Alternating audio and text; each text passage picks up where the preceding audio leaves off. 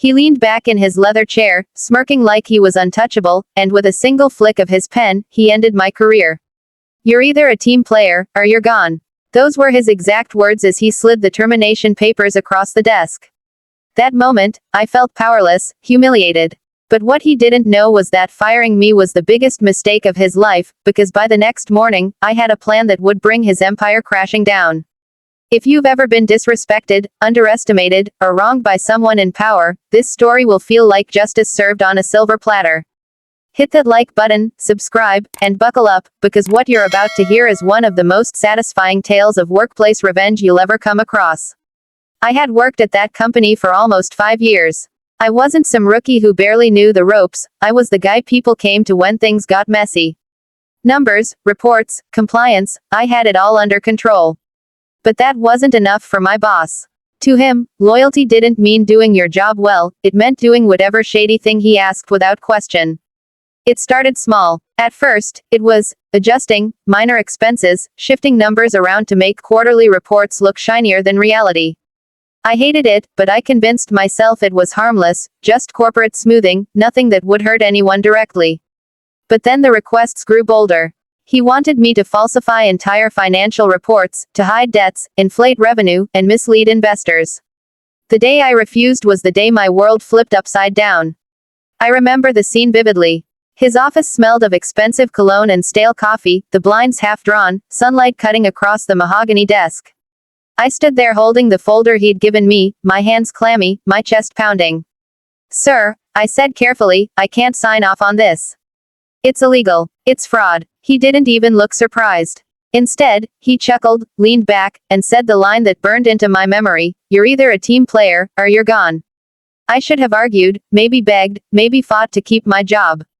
But I didn't. Something inside me snapped. I realized that if I sold my integrity now, I'd be chained to him forever.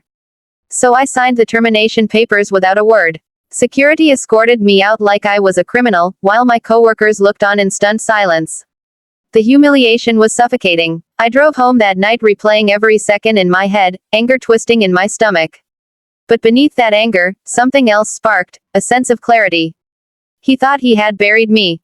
But really, he had just handed me the shovel to dig his grave. You see, I wasn't just some accountant pushing numbers around. I knew the company's financial skeletons better than anyone. I knew where the bodies were buried. I had copies of emails, backup files, spreadsheets, evidence of years of shady dealings he had orchestrated. All perfectly organized. That night, while I sat at my kitchen table with cold takeout and an empty glass, I made my decision. Tomorrow, I would become his worst nightmare. The next morning, I contacted the one group he feared most, the auditors. With shaking hands but a steady voice, I explained everything. At first, they were skeptical, whistleblowers weren't exactly rare, and many turned out to be disgruntled employees with little proof. But when I sent them the files, the tone of the conversation changed instantly. They wanted more. They wanted meetings. And suddenly, I wasn't just some fired worker, I was the key witness in a corporate fraud investigation. Days turned into weeks as the investigation quietly unfolded. I kept my head down, pretended to move on with my life, even picked up freelance work to keep the bills paid. But inside, I was waiting. Waiting for the hammer to fall. And oh, did it fall hard. One morning, I got a call from an old coworker. His voice was electric. "They're here. The feds. They're actually here." I couldn't help the smile that spread across my face as he described the scene, men in dark suits swarming the office, seizing files, confiscating computers. My former boss stood frozen, his smug grin finally wiped clean as reality sank in. His empire of lies was crumbling in real time. The news broke within hours. Headlines painted him as a fraudster, investors pulled out in droves, and within weeks, the company filed for bankruptcy. Lawsuits piled up. He went from power-drunk tyrant to disgraced criminal almost overnight. And me, I was contacted by lawyers, investigators, even reporters. Suddenly, I wasn't the disgraced employee escorted out by security, I was the whistleblower who had the courage to say no. I'd love to tell you I took some moral high ground and just moved on quietly. But the truth, watching his downfall was intoxicating. Knowing he sat there in his office, powerless and cornered, after thinking he held my life in his hands, that was the sweetest revenge I could have ever asked for. The best part, remember how he told me I wasn't a team player? Well, the irony is that in the end, it was his own team that took him down. Coworkers who once feared him came forward with stories, evidence, and testimonies. The dominoes fell faster than anyone expected.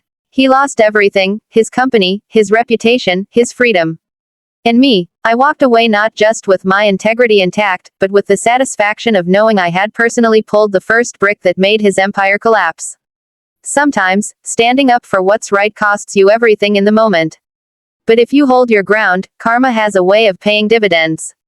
My boss thought firing me was the end of the story, but in reality, it was just the beginning of his. If this story gave you chills, smash that like button and drop a comment. What's the most satisfying revenge you've ever seen in real life? And don't forget to subscribe for more stories where justice isn't just served, it's served ice cold.